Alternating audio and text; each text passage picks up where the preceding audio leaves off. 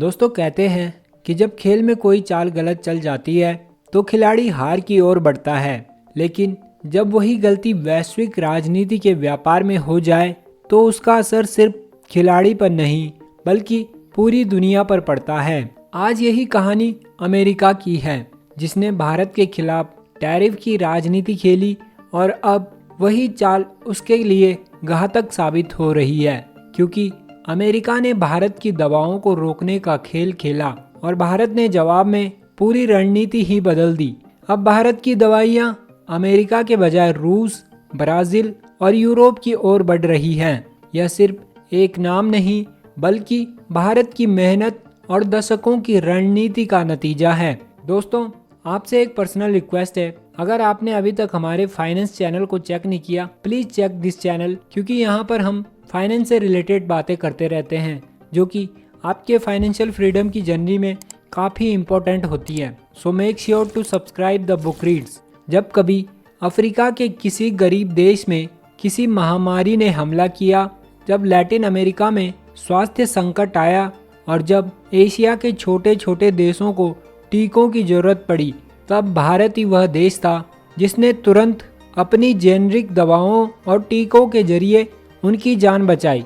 UNICEF के लिए भारत 50 से 60% तक टीकों का आपूर्ति करता है। यह कोई छोटा आंकड़ा नहीं है।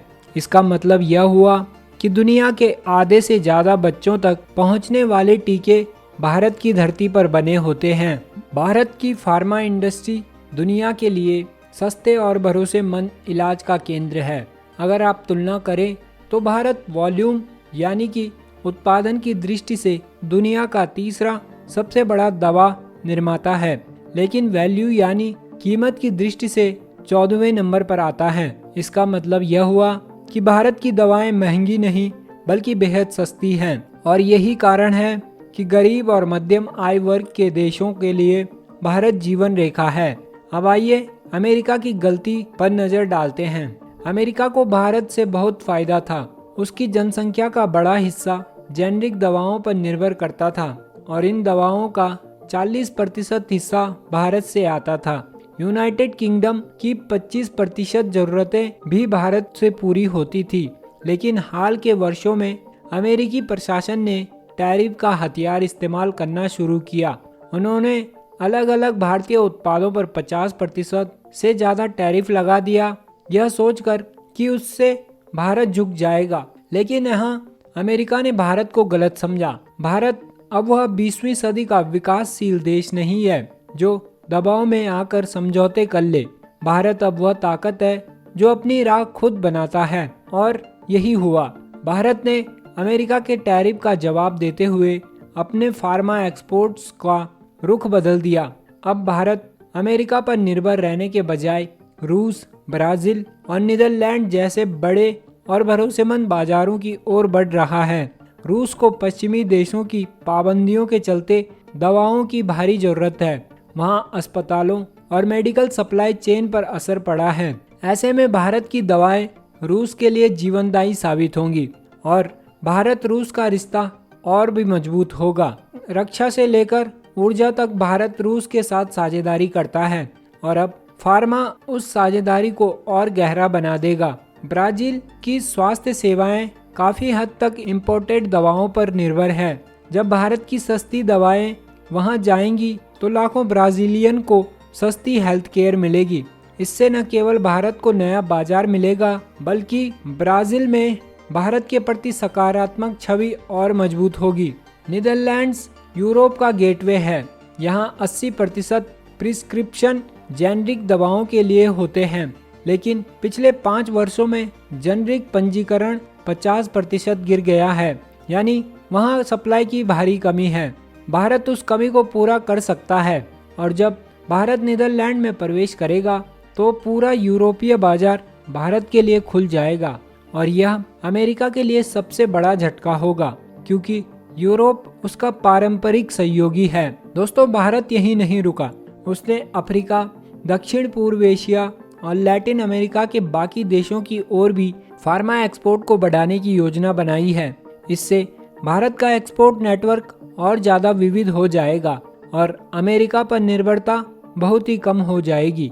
अब आप सोचो, अमेरिका को जब भारत से सस्ती दवाएं मिलती थी तो उसका फायदा वहां की जनता को होता था, लेकिन अब जब वही दवाएं रूस, ब्राजील और यूरोप चली जाएंगी तो अमेरिका में हेल्थ केयर का खर्च कई गुना बढ़ जाएगा।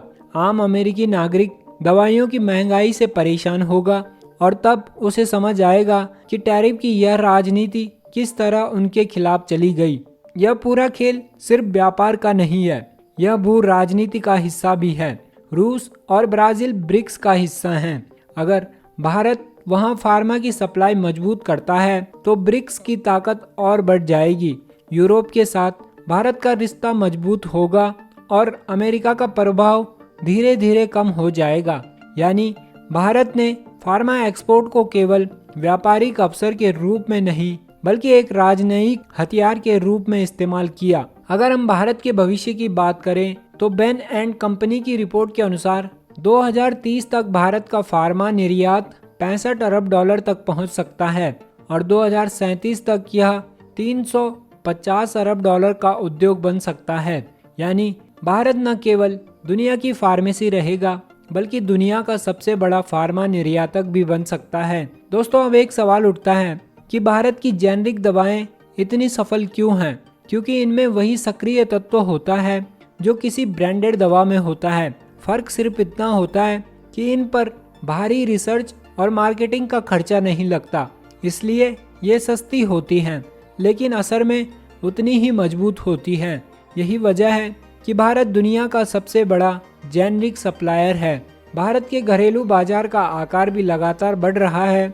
आज यह लगभग 50 अरब डॉलर का है, जिसमें से लगभग 26 अरब डॉलर एक्सपोर्ट का है और 23 अरब डॉलर घरेलू खपत का। 2030 तक यह 130 अरब डॉलर तक पहुंच सकता है। यानी भारत का घरेलू और वैश्विक दोनों स्तर पर दबदबा बढ़ेगा। तो दोस्तों, अमेरिका ने सोचा था कि टैरिफ लगाकर भारत को झुका देगा, लेकिन उसका असर उल्टा पड़ गया। भारत ने इसका फायदा उठाकर नए बाजार खोल दिए। आज रूस, ब्राजील और यूरोप भारत की दवाओं के लिए दरवाजे खोल रहे हैं। अफ्रीका और एशिया भारत पर भरोसा कर रहे हैं और अमेरिका अकेला पड़ता जा रहा है। दोस्तों, यह भारत के आत्मनिर्भर बनने की दिशा में भी एक बहुत बड़ा कदम है, क्योंकि भारत केवल अमेरिका के बाजार पर निर्भर रहकर अपनी अर्थव्यवस्था नहीं चलाना चाहता। अब भारत दुनिया को दिखा रहा है कि अगर कोई देश सस्ती, सुरक्षित और भरोसेमंद दवाएं चाहता है तो उसे भारत के पास आना होगा। तो दोस्तों, कहानी अब साफ हो चुकी है। अमेरिका ने जो टैरिफ की चाल चली थी वह उसके लिए आत्मघाती साबित हो रही है। उसने सोचा था कि भारत को दबाव में लाकर अपनी शर्तें मनवा लेगा, लेकिन भारत ने उल्टा खेल दिखा दिया है। आज भारत की दवाइयाँ अमेरिका से निकलकर रूस, ब्राजील, यूरोप, अफ्रीका और दक्षिण पूर्व एशिया तक जा रही है। यह सिर्फ व्यापार नहीं, यह नए भारत की सोच है, भारत की आत्मनिर्भरता है और भारत की कूटनीति का परिणाम है। तो दोस्तों, अगर आपने अभी तक वीडियो को लाइक नहीं किया, प्लीज़ लाइक द वीडियो। अगर आप चैनल पर नए हैं, please subscribe to the channel. हम मिलते हैं आपको नेक्स्ट वीडियो के साथ। तब तक के लिए जय हिंद, जय भारत।